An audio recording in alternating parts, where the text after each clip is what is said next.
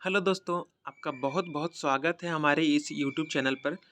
इस वीडियो में हम लोग डिस्कस करने वाले हैं यूपीएससी ने 2011 से लेकर 2022 तक के पीरियड में मॉडर्न इंडिया हिस्ट्री के अंतर्गत जो भी क्वेश्चन पूछे हैं उसको हम लोग डिस्कस करेंगे। आपको बता दें कि हम लोगों ने इस वीडियो सीरीज़ को शुरू किया है जिसमें हम लोग यूपीएससी के प्रीलिम्स के अंतर्गत जो पूछे गए क्वेश्चन है उसको टॉपिक वाइज डिवाइड करके हम लोग इसको डिस्कस कर रहे हैं। इससे पहले हम लोगों ने एंशिएंट इंडियन हिस्ट्री को टॉपिक वाइज क्लासीफाई करके उसके ऊपर वीडियो बना चुका है। उसके बाद जो मिडिवल इंडिया हिस्ट्री है उसके ऊपर भी हम लोगों ने टॉपिक वाइज जो क्वेश्चन है उसको एनालाइज करके हम लोगों ने वीडियो अपलोड कर दिया है। अब तीसरी ये जो है मॉडर्न इंडिया के ऊपर ये क्वेश्चन आपको देखने को मिल रहा है इसमें।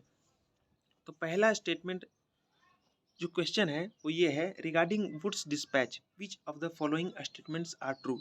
तो ये बोला जा रहा है कि वुड्स डिस्पैच के रिगार्डिंग क्वेश्चन है इसमें कि which of the following statements are true. तीन स्टेटमेंट आपको देखने को मिल रहे हैं यहाँ पे। पहला स्टेटमेंट क्या है, grants in aid system was introduced. तो ये पूछा जा रहा है कि क्या वुड्स डिस्पैच के अंतर्गत ग्रांट्स इन एड सिस्टम को इंट्रोड्यूस किया गया था। दूसरा क्वेश्चन है, सॉरी स्टेटमेंट है, establishment of universities was recommended. तो इसमें ये बोला जा रहा है कि क्या वुड्स डिस्पैच के अंतर्गत यूनिवर्सिटीज़ को इस्टेब्लिश करने की बात जो है वो सिफारिश की गई थी, उसका रिकमेंडेशन दिया गया था कि भारत में यूनिवर्सिटीज़ का स्थापना किया जाए, विश्वविद्यालय की स्थापना की जाए। तीसरा जो स्टेटमेंट है, English as a medium of instruction at all levels of education was recommended. इसमें यह बोला जा रहा है कि जो इंग्लिश है उसको माध्यम बनाया जाए। वुड्स डिस्पैच के अंतर्गत ये सिफारिश की गई थी क्या कि इंग्लिश को हर लेवल के एजुकेशन पर मीडियम ऑफ इंस्ट्रक्शन यानी कि शिक्षा का माध्यम बनाया जाए। यानी कि चाहे प्राइमरी में पढ़ रहा हो कोई बच्चा, चाहे फिर वो सेकेंडरी में हो, चाहे फिर हायर में हो, कहीं भी हो, उसको इंग्लिश में हर जगह एजुकेशन मिले। क्या ये जो व्यवस्था थी या फिर ये जो सिफारिश थी, क्या वो वुड्स डिस्पैच में दी गई थी। तो इस क्वेश्चन को डिस्कस करके हमें ये पता चलता है कि वुड्स डिस्पैच हमारे लिए इम्पोर्टेंट हो जाता है। साथ ही साथ आपको सिफारिश यहाँ पर पूछा गया है कि इसमें कि क्या क्या सिफारिश इसने की। तो इसी तरीके के नाम आपको देखने को मिलते हैं, जैसे कि यहाँ पर वुड्स डिस्पैच देखने को मिला है, फिर मार्ले मिंटो रिफॉर्म्स है, मॉन्टेग्यू चेम्सफोर्ड रिफॉर्म्स है, और इसी तरीके के क्रिप्स प्रपोजल है। तो जहाँ जहाँ पर भी आपको सिफारिशों की बात आए या फिर कहीं पर आपको देखने को मिले कि हाँ इस संधि हुआ है और इस संधि की मुख्य बातें आ रही है, तो वो हमारे लिए इम्पोर्टेंट हो जाता है। नेक्स्ट चलते हैं, in the federation established by the Government of India Act of 1935 residuary powers were given to the. तो यहाँ पर ये बोला जा रहा है कि जो government of India Act of 1935 है उसके अनुसार इंडिया में फेडरेशन की स्थापना हुई। ठीक है, तो उसमें रेसिडुअरी पावर्स किसको दी गई, क्या वो फेडरल लेजिस्लेचर को दी गई, या फिर गवर्नर जनरल को दी गई, प्रोविंशियल लेजिस्लेचर को दी गई, या फिर प्रोविंशियल गवर्नर्स को दी गई। तो रेसिडुअरी पावर्स किसको दी गई, इसके ऊपर क्वेश्चन है। तो हमारे लिए इंपॉर्टेंट क्या हो जाता है कि गवर्नमेंट ऑफ इंडिया एक्ट जो है 1955। ऐसे भी इस पर बहुत सारे क्वेश्चन प्रीवियस ईयर में पूछे जा चुके हैं ऑलरेडी। ये फिर से इसमें एक क्वेश्चन आपको देखने को मिल रहा है।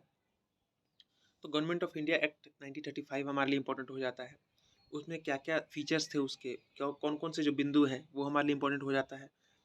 रेसिडुअरी पावर्स किसको दी गई, ये आपको इसी तरीके की अप्रोच आपको डेवलप करनी है कि अगर किसी चीज़ में आपको देखने को मिले कि हाँ रेसिडुअरी पावर्स इसको दी गई, या फिर यूनियन लिस्ट में ये सब्जेक्ट रखे गए, कंकरेंट लिस्ट में ये सब्जेक्ट रखे गए, स्टेट लिस्ट में ये सब्जेक्ट रखे गए, तो ये सारी जो डिटेल्स है वो आपको याद होनी चाहिए। क्योंकि पिछले कल की वीडियो में हम लोगों ने देखा था कि ये पूछा गया था कि इनमें से कौन कौन से जो चीज़ें हैं वो किस लिस्ट में है, इसके ऊपर क्वेश्चन पूछा गया था। तो इस तरीके का जो क्वेश्चन है वो आगे भी दोहराया जा सकता है, तो इस चीज़ का हमें ध्यान रखना है। और इस वीडियो से हमने यही सीखा कि government of India Act of 1935 हमारे लिए इम्पोर्टेंट है और उसके अंतर्गत क्या क्या फीचर्स है उसके वो हमें जानने चाहिए।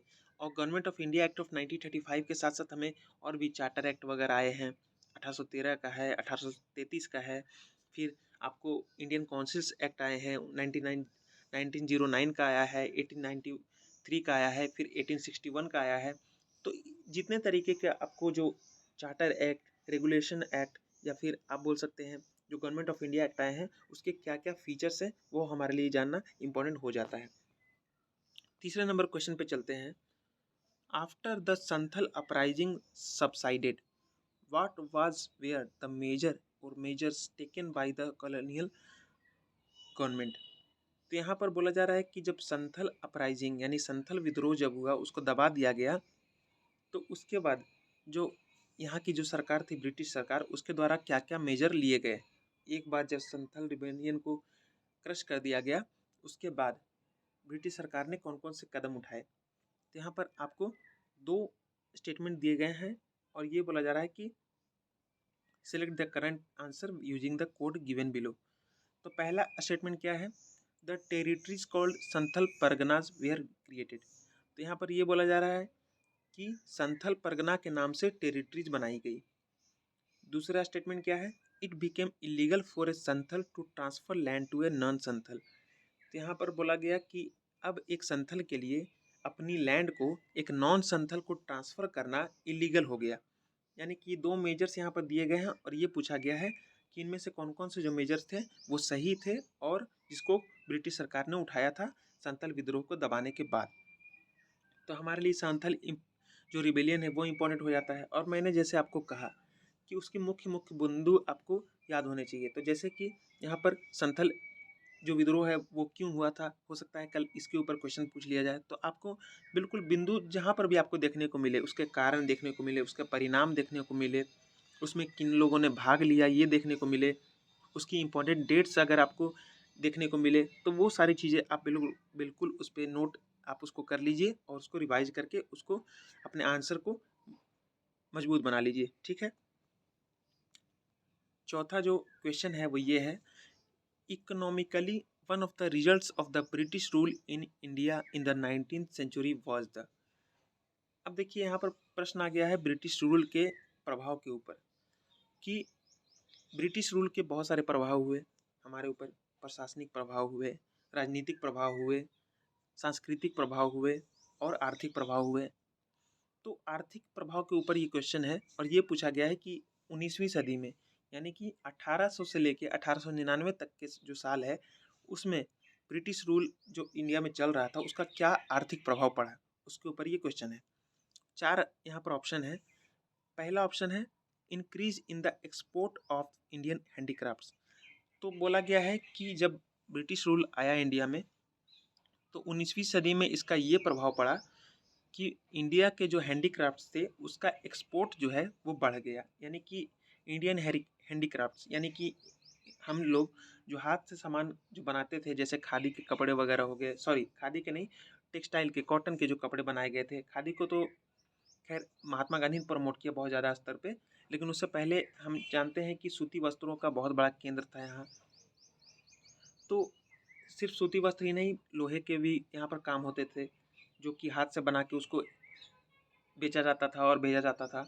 तो उसके चलते ये बोला जा रहा है कि उन तमाम चीज़ों का एक्सपोर्ट जो है वो ब्रिटिश रूल आने के कारण बढ़ गया। दूसरा स्टेट ऑप्शन है कि growth in the number of Indian owned factories. दूसरे स्टेटमेंट के अनुसार ये बोला जा रहा है कि इंडियन के द्वारा जो फैक्ट्रीज ओन की जा रही थी यानी कि वैसी फैक्ट्रीज जिसके मालिक इंडियन है उसकी संख्या बढ़ गई। तीसरा ऑप्शन है कमर्शियलाइजेशन ऑफ इंडियन एग्रीकल्चर। तीसरे ऑप्शन के अनुसार जो इंडियन एग्रीकल्चर है उसका कमर्शियलाइजेशन हो गया, यानी भारतीय कृषि का व्यवसायीकरण हो गया। चौथा ऑप्शन है rapid increase in the urban population. चौथे ऑप्शन के अनुसार जो अर्बन पॉपुलेशन है यानी शहरी आबादी है उसमें बहुत तेज़ी से वृद्धि हुई। तो चार स्टेटमेंट है और ये पूछा गया है कि ब्रिटिश रूल के आने के बाद 19वीं सदी में कौन सा जो आर्थिक जो प्रभाव है वो भारत पर पड़ा। तो हमारे लिए ये सीखना यहाँ पर देखने को मिलता है, हम इस क्वेश्चन से ये सीख सकते हैं कि ब्रिटिश रूल के प्रभाव क्या क्या थे। जैसे कि यहाँ पर इकोनॉमिकली पूछा गया है तो हो सकता है कल को सोशली पूछ लिया जाए, पॉलिटिकली पूछ लिया जाए, कल्चरली पूछ लिया जाए। तो हमें इस चीज़ को ध्यान में रखना है। और चूँकि यूपीएससी की तैयारी भी होती है वो मल्टी डायमेंशनल होती है, आपको चीज़ों को कनेक्ट करके पढ़ना होता है, तो उस लिहाज से भी ये क्वेश्चन उस ओर इशारा करती है हमें। ठीक है, इस क्वेश्चन से हमने ये सीखा। 5वां नंबर जो क्वेश्चन है वो ये है, the staple commodities of export by the English East India Company from Bengal in the middle of the 18th century were. तो यहाँ पर ये बोला जा रहा है जो इंग्लिश ईस्ट इंडिया कंपनी थी तो वो बंगाल से कौन कौन से जो मुख्य चीज़ें हैं उसका एक्सपोर्ट करती थी और कब करती थी, middle of the 18th century यानी 70-50 के लमसम का एरी जो समय है उसमें ये पूछा गया है।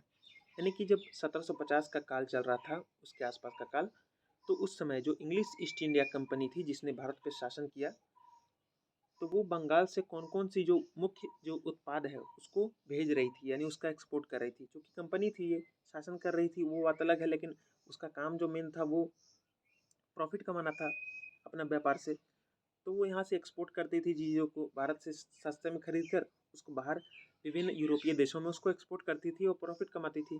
तो बंगाल की यहाँ पर बात हो रही कि बंगाल से किस किस चीज़ों का एक्सपोर्ट वो करती थी। तो यहाँ पर 4 आपको ऑप्शन देखने को मिल रहे हैं। पहले ऑप्शन में है raw cotton, oil seeds and opium. तो पहले ऑप्शन में ये बोला जा रहा है कि उसमें रॉ कॉटन था, ऑयल सीड्स है और ओपीएम, इन 3 चीज़ों का एक्सपोर्ट बंगाल से वो करती थी 1750 के लमसम टाइम में। बी नंबर ऑप्शन है शुगर, साल्ट, जिंक और लेड। यानी कि बंगाल से जो चीज़ों का एक्सपोर्ट करती थी वो 1750 ईस्वी के लमसम, वो था शुगर, सॉल्ट, जिंक और लेड। तीसरा ऑप्शन है copper, silver, gold, spices and T. चौथा ऑप्शन है cotton, silk, salt, Peter and opium. तो इस क्वेश्चन को डिस्कस करके हमें ये पता चलता है कि किस सदी में भारत के किस क्षेत्र में किन चीज़ों का उत्पाद होता था और वो किन चीज़ों में प्रमुख केंद्र थे, ये हमें इससे पता चलता है। और हमारे लिए इम्पोर्टेंट हो जाता है कि हम इस चीज़ को जानें, क्योंकि अगर इंग्लिश ईस्ट इंडिया कंपनी के ऊपर पूछा गया है तो हो सकता है क्योंकि फ्रेंच वगैरह भी और पुर्तगाल भी हमारे यहाँ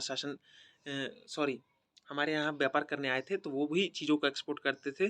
तो उन लोगों ने कुछ फसलों को यूरोप से यहाँ इंट्रोड्यूस किया था, यानी कि जो फसलें हमारे यहाँ नहीं थी वो यूरोप से लाके वहाँ भारत में खेती की शुरुआत की उसने, और यहाँ से भी बहुत सारी चीज़ों का एक्सपोर्ट वो करते थे। तो उन चीज़ों का अगर आपका नाम आपकी किताब में देखने को मिले तो उस चीज़ को ध्यान रखिए कि हाँ, इस चीज़ का जो व्यापार है या फिर इस चीज़ का जो एक्सपोर्ट है यहाँ से करके, यहाँ से ये जो लोग हैं उसको आगे करते थे यूरोपीय बाज़ारों में। तो आपको ध्यान रखना है कि किस रीजन से किस चीज़ का एक्सपोर्ट हो रहा है। ठीक है, नेक्स्ट चलते हैं। छठा नंबर जो क्वेश्चन है वो ये है, which one of the following is a very significant aspect of the Champaran Satyagraha. तो यहाँ पर क्वेश्चन चंपारण सत्याग्रह के ऊपर पूछा गया है और ये पूछा गया है कि इनमें से कौन सा जो वेरी सिग्निफिकेंट पहलू है चंपारण सत्याग्रह का। तो पहला जो स्टेटमेंट है वो ये है, active all India participation of lawyers, students and women in the national movement. तो ये बोला गया है चंपारण सत्याग्रह का जो मुख्य बात था वो ये था कि यहाँ पर active all India participation of lawyers, students and women in the national movement. यानी कि पूरे पूरे भारत से लॉयर्स, वकील, विद्यार्थी और वुमेन यानी महिलाओं का नेशनल मूवमेंट में एक्टिव पार्टिसिपेशन देखा गया चंपारण सत्याग्रह के चलते। दूसरा ऑप्शन है active involvement of Dalit and tribal communities of India in the national movement. तो ये बोला गया है चंपारण सत्याग्रह का एक मुख्य पहलू ये था कि उसमें दलित और जो ट्राइबल कम्युनिटीज हैं इंडिया की, उनका एक्टिव इन्वॉल्वमेंट देखा गया है, यानी कि इन लोगों ने बढ़ चढ़ कर भाग लिया। तीसरा स्टेटमेंट है joining of peasant unrest to India's national movement. इसमें ये बोला जा रहा है कि जो भारत की जो स्वतंत्रता आंदोलन है उसमें पीजेंट क्लास ने ज्वाइन किया, यानी कि जो कृषक वर्ग है, जो फार्मर्स थे उस समय, उन लोगों ने चंपारण सत्याग्रह के जरिए भारत के जो स्वतंत्रता आंदोलन चल रहा था उसमें भाग लिया। चौथा ऑप्शन है drastic decrease in the cultivation of plantation crops and commercial crops. तो यहाँ पर ये बोला जा रहा है चौथे ऑप्शन में कि जो प्लांटेशन क्रॉप्स थे और कमर्शियल क्रॉप्स थे जैसे कॉफ़ी, रबर, ये तरीके के जो क्रॉप्स थे उसके जो कल्टीवेशन हो रहा था उसमें बहुत ज़्यादा गिरावट आई। तो ये 4 ऑप्शन है और ये पूछा गया है कि चंपारण सत्याग्रह का एक इम्पॉर्टेंट एस्पेक्ट क्या था, यानी चंपारण सत्याग्रह के होने से ये सारी चीज़ों में से कौन कौन सी जो चीज़ है या फिर वो एक चीज़ जो बिल्कुल घट गई, यानी चंपारण सत्याग्रह के होने से पहले ये चीज़ नहीं था और चंपारण सत्याग्रह हुआ तो उसका एक पहलू ये निकल के आया कि अब उसमें क्या किसानों ने भाग लेना शुरू कर दिया, या फिर दलितों ने भाग लेना शुरू कर दिया, या फिर लॉयर्स, स्टूडेंट्स और वुमेन ने भाग लेना शुरू कर दिया, या फिर प्लांटेशन क्रॉप और कमर्शियल क्रॉप का ड्रास्टिक डिक्रीज हो गया बहुत ज़्यादा उसके कल्टीवेशन में, क्या ये चीज़ हुई। तो मैंने आपको बताया था कि कोई भी जो चीज़ हो, घटी हो, उसके मुख्य बिंदु जो हैं वो हमें याद रखने हैं। तो इस जो क्वेश्चन है उसको डिस्कस करके हमें ये पता चलता है कि चंपारण सत्याग्रह हमारे लिए इम्पोर्टेंट है। फिर किस सत्याग्रह में या फिर किस मूवमेंट में किन लोगों ने भाग लिया, किस वर्ग ने भाग लिया, ये हमारे लिए जानना जरूरी हो जाता है। जैसे कि हो सकता है कि अभी चंपारण सत्याग्रह के बारे में पूछा गया है, कल को पूछा जा सकता है कि असहयोग आंदोलन में किन किन वर्गों ने भाग लिया, कौन कौन उससे अछूते रहे, यानी कि किन लोगों ने भाग नहीं लिया। आपको पता होगा कि 1857 की जो क्रांति है उसमें कुछ राजाओं ने भाग लिया था, कुछ राजाओं ने भाग नहीं लिया था, और कुछ लोगों ने तो सपोर्ट भी किया था ब्रिटिश लोगों को। तो उसके ऊपर क्वेश्चन पूछा जा सकता है, ठीक है। और उसके प्रभाव भी आपको जानने चाहिए कि 1857 की क्रांति हुई या फिर कोई भी सत्याग्रह हुआ, सविनय अवज्ञा आंदोलन हुआ, तो उसके बाद सरकार का रिस्पॉन्स क्या रहा, उसके क्या क्या पहलू निकल के आए, उसके मुख्य मुख्य बिंदु आपको याद रख लेने चाहिए। 7वां नंबर क्वेश्चन है, he wrote biographies of the Mazzini, Garibaldi, Shiva and Shri Krishna, stayed in America for some time and was also elected to the Central Assembly. He was। अब देखिए यहाँ पर 4 पर्सन के नाम दिए गए हैं। पहला पर्सन है अरबिंदो घोष, दूसरा है बिपिन चंद्र पाल, तीसरा है लाला लाजपत राय और चौथा है मोतीलाल नेहरू। तो सबसे पहले तो ये नाम हमारे लिए इंपॉर्टेंट हो जाते हैं, ठीक है। 4 नाम दिए गए हैं, अरबिंदो घोष, बिपिन चंद्र पाल, लाला लाजपत राय और मोतीलाल नेहरू। तो किताब में जब इन चारों के नाम आए तो इन्होंने जो जो योगदान दिया, किस किस आंदोलन में भाग लिया, कौन सी किताबें लिखी, अगर इस तरीके का डिटेल आपको इनके बारे में देखने को मिले तो उसको नोट करके याद कर लीजिएगा, ठीक है। अब देखिए यहाँ पर बोला जा रहा है कि किस आदमी ने, इन चारों में से किस आदमी ने या फिर किस महान विभूति ने मैजिनी, गैरिबाल्डी, शिव और कृष्ण की बायोग्राफीज लिखी, यानी कि उनकी कथाएं लिखी। और फिर वो अमेरिका में भी रहे कुछ समय के लिए और वो सेंट्रल असेंबली में भी इलेक्ट हुए। तो ये जो काम जो जिन्होंने किए हैं उसके बारे में पूछा गया कि वो कौन थे। तो मैंने आपको जैसे बताया कि किस इम्पोर्टेंट पर्सनालिटी ने कौन से काम किए हैं, कौन सी किताबों को लिखा है, किस आंदोलन में भाग लिया है, किस क्षेत्र से भाग लिया है, ये हमें जानना चाहिए। इसके ऊपर यूपीएससी इस तरीके से क्वेश्चन पूछती है, ठीक है। 8वां नंबर जो क्वेश्चन है वो ये है, who among the following were the founders of the Hind Mazdoor Sabha established in 1948। तो क्वेश्चन पूछा गया है कि नीचे जो लोगों के नाम दिए गए हैं या फिर पर्सनालिटीज़ के जो नाम दिए गए हैं, तो उनमें से कौन कौन से जो थे हिंदू मजदूर सभा, जिसको 1948 में जिसकी स्थापना की गई थी, हिंद मजदूर सभा, उसके कौन कौन से फाउंडर्स थे। तो फाउंडर के ऊपर सवाल है, और एक तरफ हिंद मजदूर सभा है, दूसरी तरफ उसका काल है 1948 में किया गया, और तीसरी तरफ उसके फाउंडर्स के नाम। तो इसी तरह अप्रोच पर आपको तैयारी करनी है। जैसे कि यहाँ पर हिंद मजदूर सभा है तो हो सकता है कल को आत्मीय सभा पर पूछ लिया जाए या फिर वेद समाज पर पूछ लिया जाए। आपने राजा राम मोहन राय का नाम सुना है, उन्होंने कई सारे जो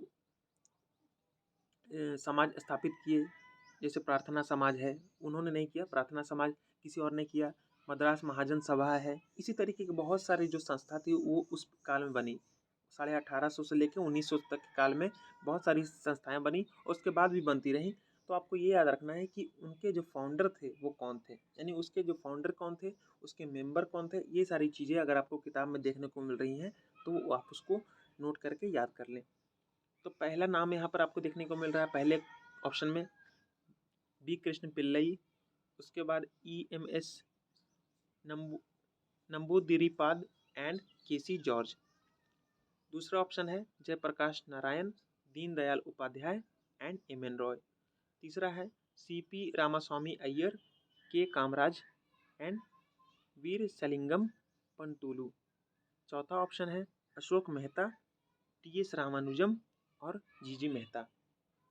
अब देखिए ये नाम हम लोगों को कुछ कुछ इसमें सुने हुए हैं, जैसे कि आपने सुना होगा जयप्रकाश नारायण का नाम, आपने सुना होगा दीनदयाल उपाध्याय का नाम, एम.एन. रॉय का नाम आपने सुना होगा, और भी कुछ नाम आपने सुने होंगे। तो ये जो ऑप्शन में नाम दिए गए हैं वो चूँकि यूपीएससी इनको ऑप्शन में कोट कर रही है तो हमारे लिए इम्पोर्टेंट हो जाते हैं ये। और आपको इस चीज़ का ध्यान रखना है कि अगर इन नामों में से आप एक नाम की लिस्ट बना लीजिए कि हाँ, ये पर्सनालिटी जो है उसको यूपीएससी ऑप्शन में भी कोट कर चुकी है। तो अगर इन नामों में से कोई नाम अगर आपको अपने किताब पढ़ते समय इनका मेंशन मिल जाए तो उसके बारे में जानने की कोशिश कीजिए कि आखिर ये नाम किताब में क्यों दिया गया है। यानी कि वो जो पर्सनालिटी है उन्होंने क्या क्या काम किया है उसके बारे में आप जानकारी ले लीजिए, क्योंकि हो सकता है कि अगले बार जो है वो क्वेश्चन ऐसा पूछ लिया जाए जिसमें उस पर्सनालिटी के का भी रोल हो और वो ऑप्शन में आ जाए, तो आप उसको आसानी से कर पाएँ कि हाँ, ये ऑप्शन जो है वो इस पर्सनालिटी के ऊपर सही है। तो हम इस तरीके से क्या होगा कि हमारी तैयारी जो है वो बिल्कुल सटीक तरीके से चलेगी और हम ज़्यादा से ज़्यादा क्वेश्चन को सही कर पाएंगे। नेक्स्ट क्वेश्चन पे चलते हैं। 9 नंबर क्वेश्चन है, which one of the following statements does not apply to the system of subsidiary alliance introduced by Lord Wellesley. अब देखिए यहाँ पर नॉट का भी ध्यान रखना है आपको, क्योंकि हम जल्दबाजी में कई बार गलती कर देते हैं, नॉट को नहीं देखते, इनकरेक्ट को नहीं देखते, तो जिसके चलते उसका खामियाजा हमें भुगतना पड़ता है कि सही क्वेश्चन को हम लोग गलत कर देते हैं और सिर्फ एक नंबर से चूक नहीं जाते बल्कि निगेटिव में भी मार्किंग्स हम अपने गवा बैठते हैं। तो इस चीज़ का आप बिल्कुल ध्यान रखेंगे। तो क्वेश्चन है वाइसरॉय के ऊपर, जैसे कि यहाँ पर लॉर्ड वेलेस्ली का नाम आपने सुना होगा, तो उसके ऊपर पूछा गया है और ये पूछा गया है कि सिस्टम ऑफ सब्सिडरी अलायंस जो लॉर्ड वेलेस्ली ने शुरू किया था तो उसके बारे में कौन सा जो स्टेटमेंट है वो अप्लाई नहीं करता है, यानी कि कौन सा जो फीचर है वो सब्सिडरी अलायंस का नहीं है जो कि लॉर्ड वेलेस्ली द्वारा इंट्रोड्यूस किया गया था। पहला जो ऑप्शन है वो ये है, to maintain a large standing army at others expense. तो यहाँ पर पहला ऑप्शन में ये बोला जा रहा है कि जो लॉर्ड वेलेस्ली ने जो सब्सिडरी अलायंस का जो सिस्टम है जो इंट्रोड्यूस किया था इंडिया में, तो उसमें क्या ये फीचर था, क्या ये फीचर नहीं था, सॉरी उसमें नॉट है, तो क्या ये फीचर नहीं था कि उसमें एक लार्ज स्टैंडिंग आर्मी बनाई जाए जिसका जो खर्चा है वो दूसरा कोई देगा। दूसरा ऑप्शन है to keep India safe from Napoleonic danger. इसमें ये बोला जा रहा है कि नेपोलियन के डेंजर से बचने के लिए क्या जो system of subsidiary alliance introduce किया गया था लॉर्ड वेलेस्ली के अंतर्गत, क्या वो इसको अप्लाई करता है इस बात पे कि वो इंडिया को सेव करने के लिए ऐसा किया गया था। तीसरा ऑप्शन है to secure a fixed income for the company. तो ये बोला जा रहा है कि उसने ऐसा जो सब्सिडी अलायंस किया उसका एक कारण ये नहीं था क्या कि उसने कंपनी के लिए फिक्स एक इनकम का स्रोत सिक्योर कर लिया। चौथा ऑप्शन है to establish British paramountcy over the Indian states. तो इसमें ये बोला जा रहा है क्या इसमें ये चीज़ नहीं थी कि उसने जो इंडियन स्टेट्स है उसके ऊपर ब्रिटिश पैरामोन्सी को इस्टेब्लिश कर दिया। तो कौन सी जो चीज़ है वो सब्सिडरी अलायंस के अंतर्गत मतलब उसके प्रभाव के रूप में नहीं आई या फिर उसका कारण नहीं था, ये आपको जानकारी होनी चाहिए। तो सब्सिडरी अलायंस क्यों लाया गया इंडिया में, उसके क्या क्या कारण थे और सब्सिडी अलायंस के लाने के चलते क्या क्या प्रभाव हुए, उसके मुख्य मुख्य बिंदु हमें जान लेने चाहिए। अब जैसे यहाँ पर एक दूसरा एस्पेक्ट ये भी है कि लॉर्ड वेलेस्ली के ऊपर क्वेश्चन पूछा गया है कि उसने सब्सिडरी अलायंस को इंट्रोड्यूस किया है, तो हो सकता है कल को डलहौजी का जो सिस्टम है उसके ऊपर क्वेश्चन पूछ लिया जाए कि जो उसने हड़प नीति का डॉक्ट्रिन ऑफ लैप्स के ऊपर क्वेश्चन पूछ लिया जाए। तो इस तरीके से हमें तैयारी करनी है कि डॉक्ट्रिन ऑफ लैप्स क्यों लाया गया, उसके चलते क्या क्या प्रभाव हुए और डॉक्ट्रिन ऑफ लैप्स के अंतर्गत क्या फीचर्स थे, यानी कि डॉक्ट्रिन ऑफ लैप्स कब अप्लाई किया जाता था, उसको आपको बिल्कुल दिमाग में क्लियर होना चाहिए।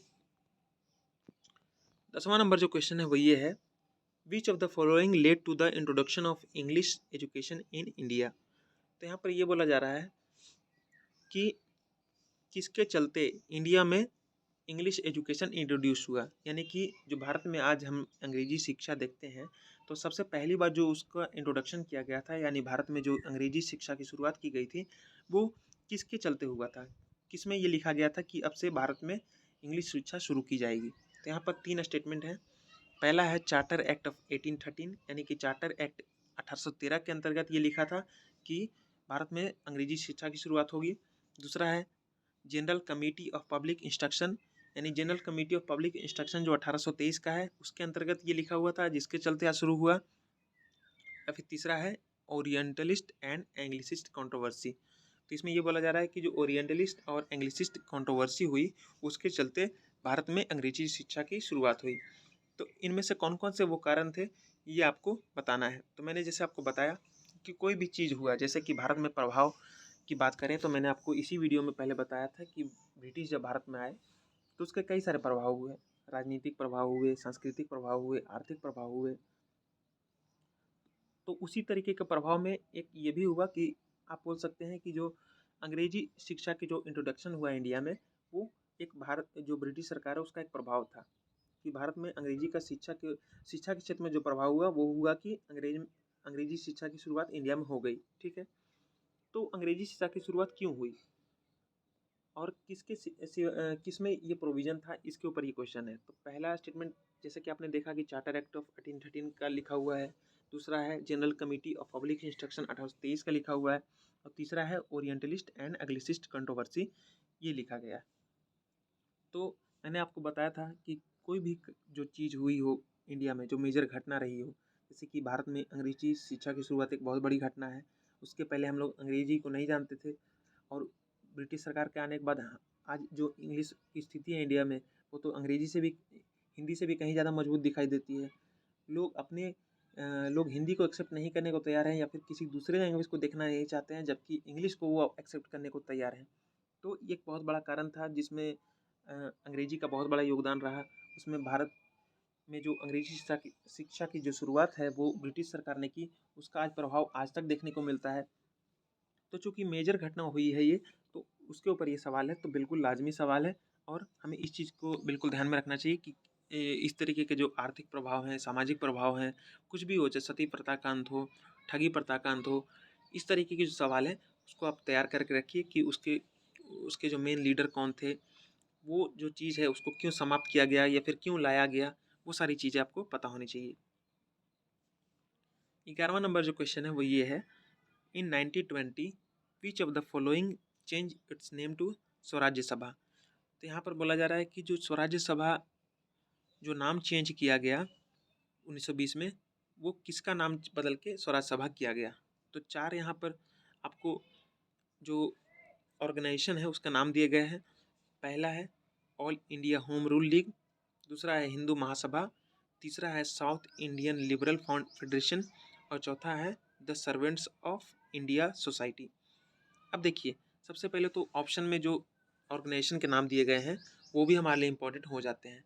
तो इसके रिगार्डिंग आपको क्या करना है कि जैसे यहाँ पर होम रूल लीग का नाम है, हिंदू महासभा का नाम है, साउथ इंडियन लिबरल फेडरेशन का नाम है, और the servants of India society का नाम है। तो इसके बारे में आपको किताब में जो भी इन्फॉर्मेशन मिले कि इसकी स्थापना किसने की, सर्वेंट्स ऑफ इंडिया सोसाइटी की स्थापना किसने की, हिंदू महासभा की स्थापना किसने की, उसके प्रमुख नेता कौन कौन थे, और ये इसका मुख्य उद्देश्य क्या था, उसने क्या क्या काम किए, उस संगठन ने क्या क्या काम किए, कहीं पे कोई स्कूल खोला या फिर कहीं पे कॉलेज खोला, ये सारी चीज़ें हमें पता होनी चाहिए। अब जैसे कि यहाँ पर किसी का नाम चेंज हुआ है तो उसके ऊपर ये सवाल है। तो जैसे मैंने आपको बताया कि बहुत सारे संगठन भारत में बने मॉडर्न इंडियन हिस्ट्री में, तो उसके बारे में ये सारी जानकारियाँ हमें होनी चाहिए। 12वीं नंबर क्वेश्चन पे चलते हैं, which among the following events happened earliest. तो ये बोला जा रहा है कि इनमें से कौन सी जो घटना है वो सबसे पहले हुई। तो कालखंड को लेकर सवाल है, पीरियड को लेकर सवाल है कि इसमें ये पूछा गया है कि क्या आपको स्पष्टता है कि कौन सी घटना पहले हुई, कौन सी घटना बाद में हुई। एक्चुअली में ये जानना चाहती है यूपीएससी कि आपको घटनाओं के लेकर स्पष्टता कैसी कैसी है, क्या आप सिर्फ रट के जानना चाहते हैं या फिर आप समझते भी चीज़ों को हैं। तो पहला यहाँ पर ऑप्शन क्या है, स्वामी दयानंद स्टैब्लिश्ड आर्य समाज। तो यहाँ पर बोला गया है पहले स्टेटमेंट में कि स्वामी दयानंद ने आर्य समाज की स्थापना की। दूसरा है कि दीनबंधु मित्र रोट नील दर्पण, दीनबंधु मित्र हैं उन्होंने नील दर्पण को लिखा। तीसरा ऑप्शन है कि बंकिम चंद्र चट्टोपाध्याय रोट आनंद मठ, बंकिम चंद्र चट्टोपाध्याय ने आनंद मठ लिखा। और चौथा है Satyendra Nath Tagore became the first Indian to succeed in the Indian Civil Services examination. चौथा ऑप्शन है कि सत्येंद्र नाथ टैगोर है वो पहले इंडियन बने जिन्होंने इंडियन सिविल सर्विसेज एग्जामिनेशन को में सफलता पाई। अब देखिए, इस क्वेश्चन को डिस्कस करके हमें सिर्फ कालखंड के ही बारे में पता नहीं चलता, बहुत कुछ पता चलता है। मैं बताता हूँ। सबसे पहले हमें तो ये पता होना चाहिए कि कौन सी चीज़ है वो कब घटी। आपको पीरियड याद रखना बहुत ज़रूरी है। आप समझते हुए चलेंगे तो पीरियड भी याद हो जाएंगे, लेकिन पीरियड को ध्यान में रखना होगा फिर भी आपको, क्योंकि अगर पीरियड का नाम अगर आपने अपने मेंस के आंसर में लिख दिया ना, तो आपके नाम जो आंसर मिलेंगे आपको, मार्क्स मिलेंगे, वो ज़्यादा मिलेंगे दूसरे के कंपेरिजन में। क्योंकि पीरियड अगर आपको पता है तो इससे ये पता चलता है एग्जामिनर को कि आपको स्पष्टता है कि हाँ कौन सी घटना कब घटी, आपको पूरा अच्छे से उसका विवरण आपके दिमाग में दर्ज है। ठीक है, तो उससे आपको ये एडवांटेज मिलता है कि आपको एक्स्ट्रा मार्क्स मिल जाते हैं। और जानते हैं कि एक एक मार्क्स के चलते यहाँ पर लोग मेरिट लिस्ट से बाहर हो जाते हैं, तो ये हमारे लिए बहुत ज़्यादा इंपॉर्टेंट है। छोटे छोटे कदम बहुत बड़े रिजल्ट लाते हैं। तो पहला जो यहाँ पर आपसे सीखने को मिलता है कि आर्य समाज की स्थापना स्वामी दयानंद ने की। तो हमारे लिए क्या इंपॉर्टेंट होता है कि हमें ये जानना है कि कौन सी संस्था जो है वो किसने स्थापना की, इसके ऊपर क्वेश्चन बन सकता है। दूसरे स्टेटमेंट से ये पता चलता है कि बुक लिखी गई थी बहुत सारी, तो किसने कौन सी बुक लिखी ये हमें जानना जरूरी है। तीसरे ऑप्शन से भी वही चीज़ पता चलती है कि किसने कौन सी बुक लिखी। चौथे ऑप्शन से क्या पता चलता है कि कुछ यूनिक हुआ है। सत्येंद्रनाथ टैगोर जो है वो पहले इंडियन बने हैं जिन्होंने इंडियन सिविल सर्विस एग्जामिनेशन को क्वालिफाई किया, सक्सेस उसमें हासिल की। तो ये कुछ यूनिक था। तो इस तरीके के जो तथ्य हैं जो यूनिक हो, या फिर किसने कौन सी किताब लिखी, किसने किस संगठन की स्थापना की या फिर सदस्यता की, किसने पहला बार कोई काम किया, ये सारी चीज़ें हैं जो हमें पता होनी चाहिए। 13वां नंबर क्वेश्चन पे चलते हैं। With reference to educational institutions during colonial rule in India consider the following pairs. तो यहाँ पर बोला जा रहा है कि नीचे एजुकेशनल इंस्टीट्यूशंस के जो नाम है, कॉलोनियल रूल जब इंडिया में चल रहा था, यानी भारत में ब्रिटिश सरकार की हुकूमत चल रही थी, तो उस समय बहुत सारे शिक्षा संगठन थे। तो उसके फाउंडर के ऊपर ही सवाल है। एक तरफ है वो एजुकेशनल इंस्टीट्यूशंस और दूसरी तरफ है उसके फाउंडर। पहला क्या है, संस्कृत कॉलेज एट बनारस। तो ये बोला गया है संस्कृत कॉलेज एट बनारस का उसका फाउंडर कौन थे, तो क्या वो विलियम जोन्स थे। दूसरा ऑप्शन है कि कलकत्ता मदरसा, यानी कलकत्ता मदरसा का जो स्थापना है क्या वो वॉरेन हेस्टिंग्स ने किया था। तीसरा है फोर्ट विलियम कॉलेज, क्या उसका स्थापना आर्थर वेलेस्ली ने किया था। तो इस क्वेश्चन को डिस्कस करके फिर से हमें वही चीज़ पता चलती है कि किस चीज़ की स्थापना किसने की थी, वो हमें पता होना चाहिए। और देखिए, एक तरीके से यहाँ पर पहले स्टेटमेंट को देखें तो संस्कृत कॉलेज एट बनारस लिखा हुआ है, तो हमें अगर ये भी जानकारी हो जाए कि किस चीज़ की स्थापना किस जगह पे हुई थी तो भी अच्छा होगा, क्योंकि हो सकता है कल को मैच द फॉलोइंग करके उसमें प्लेसेस के भी नाम पूछ लिए जाएँ। 2017 के क्वेश्चन चलते हैं। पहला क्वेश्चन है, the object of the Butler Committee of 1927 was to. अब देखिए, यहाँ पर पूछा गया है कि बटलर कमेटी जो कि 1927 में जिसकी स्थापना की गई थी या फिर जिसको अपॉइंट किया गया था, बटलर कमेटी की जब स्थापना की गई थी तो उसका मुख्य उद्देश्य क्या था। जैसे कि आपने सुना होगा साइमन कमीशन भी था, उसी तरीके से ये बटलर कमेटी है। तो साइमन कमीशन भी किसी उद्देश्य से अपॉइंट किया गया था उसको कि आप इस चीज़ पर रिपोर्ट दीजिए अपनी। तो उसी तरीके से बटलर कमेटी और बहुत सारी कमेटी आपने नाम सुनी होगी, हंटर कमेटी, बटलर कमेटी, इस तरह की कमेटी है बहुत सारी जो है वो अंग्रेजी सरकार ने बनाई थी, बहुत सारे वायसरायों ने बनाई थी। तो उनका उद्देश्य हमें पता होना चाहिए। इस क्वेश्चन को डिस्कस करके हमें ये पता चलता है। अब ऑप्शन देख लेते हैं।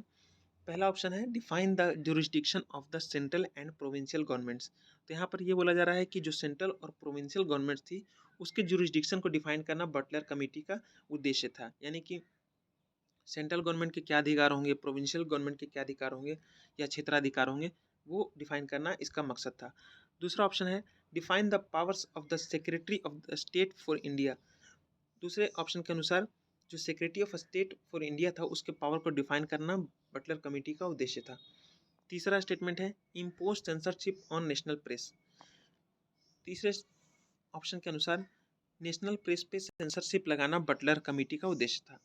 चौथा, improve the relationship between the Government of India and the Indian states. तो बटलर कमेटी का क्या ये उद्देश्य था कि वो गवर्नमेंट ऑफ इंडिया यानी उस समय की जो ब्रिटिश सरकार थी और जो उस समय के जो राजपूताना थे या फिर आप बोल सकते हैं जो इंडियन स्टेट्स थे, प्रिंसली स्टेट्स, उनके बीच रिलेशनशिप को बेहतर बनाना, क्या वो बटलर कमेटी का उद्देश्य था। तो इस क्वेश्चन को डिस्कस करके हमें यही पता चलता है कि जो बहुत सारी कमेटियाँ बनी, कमीशंस बने, उसके क्या क्या उस उद्देश्य थे, वो क्यों बनाए गए, उसके मेन जो चेयरपर्सन थे वो कौन थे, ये आपको पता होना चाहिए। उसने क्या क्या सिफारिशें दी, ये पता होना चाहिए। उस पर किस नेता ने ऑब्जेक्शन किया, ये पता होना चाहिए। नेक्स्ट चलते हैं। दूसरा नंबर क्वेश्चन है, who among the following was were associated with the introduction of ryotwari settlement in India during the British rule. तो ये बोला जा रहा है कि इनमें से कौन कौन से जो थे introduction of ryotwari settlement in India जब हुई ब्रिटिश रूल में, तो कौन कौन उससे एसोसिएटेड थे, यानी कि रैयतवारी सिस्टम से किन किन का नाम जुड़ा हुआ है, ये पूछा गया है। आप जानते हैं कि हमारे यहाँ 3 तरीके की सेटलमेंट को इंट्रोड्यूस किया गया था ब्रिटिश सरकार के द्वारा। रैयतवारी थी, महलवारी थी और एक परमानेंट सेटलमेंट था। तो आपको ये पहले पता होना चाहिए कि किसने किस चीज़ को इंट्रोड्यूस किया और किस काल में हुआ। अगर ये भी पता हो तो बहुत अच्छी बात है। उसको किसने इंट्रोड्यूस किया, कब हुआ और किन क्षेत्रों पर हुआ, ये भी आपको पता होना चाहिए। अब देखिए यहाँ पर 3 नाम दिए गए हैं, लॉर्ड कॉर्नवालिस, अलेक्जेंडर रीड और थॉमस मुनरो। तो इसमें ये पूछा गया है ये जो रैयतवारी सेटलमेंट इंडिया में इंट्रोड्यूस किया गया था, किसने किया था। तो जैसे मैंने आपको बताया कि किस वायसराय ने क्या क्या कदम उठाए, कौन से कमीशन कमेटी अपॉइंट की, यानी वो उसने जो जो भी काम किया वो आपको पता होना चाहिए। और जो जैसे सेटलमेंट है, रेवेन्यू सेटलमेंट है, रैयतवारी सेटलमेंट है, परमानेंट सेटलमेंट है, मालवारी है, और इसी तरीके की जो भी नई तरीके की जो नीतियाँ हैं वो जो अंग्रेजी सरकार ने भारत में लाई, उसके बारे में जानकारी होनी चाहिए आपको। नेक्स्ट तीसरे नंबर क्वेश्चन पे चलते हैं। With reference to Indian freedom struggle consider the following events. तो इंडियन फ्रीडम स्ट्रगल को लेकर सवाल है कि इसमें जो नीचे 3 घटनाएं दी गई हैं उनको क्रोनोलॉजिकल सीक्वेंस में आपको लगाना है, यानी कि कौन सी घटना पहले हुई, कौन सी घटना बाद में हुई, ये आपको लगाना है। तो ये फिर से पीरियड के ऊपर सवाल है, और पीरियड के ऊपर सवाल है कि कौन सी घटना पहले हुई। तो जब आप पीरियड जानेंगे तो इस क्वेश्चन का आंसर आसानी से दे पाएंगे। जैसे आपको पता है कि भारत छोड़ो आंदोलन 1942 में हुआ था, सविनय अवज्ञा आंदोलन 1930-31 में हुआ था, और इसी तरीके के जैसे कि जो 1857 की क्रांति है वो 1857 में हुई थी।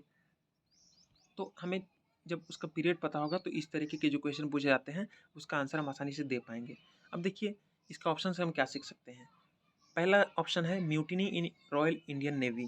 तो रॉयल इंडियन नेवी में जब म्यूटिनी हुई थी, तो चूंकि ये ऑप्शन में मेंशन है तो हमारे लिए इंपॉर्टेंट हो जाता है कि रॉयल इंडियन नेवी के म्यूटिनी को हम लोग जब किताब में पढ़ेंगे तो उस पर ज़रा स्पेशल ध्यान देंगे, क्योंकि यूपीएससी ऑप्शन में जब पूछ चुकी है तो हो सकता है अगली बार ये क्वेश्चन में आ जाए। उसके बारे में मुख्य जो बातें हैं, उसके मुख्य जो लीडर हैं, उसके मुख्य जो आंदोलनकारी हैं और उसके क्या प्रभाव हुए, वो क्यों हुआ, ये हमें पता होना चाहिए।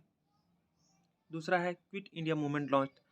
क्विट इंडिया मूवमेंट हमारे लिए वैसे भी सबसे ज़्यादा इंपॉर्टेंट है, बहुत सारे क्वेश्चन पूछे जाते हैं। तीसरा है सेकंड राउंड टेबल कॉन्फ्रेंस।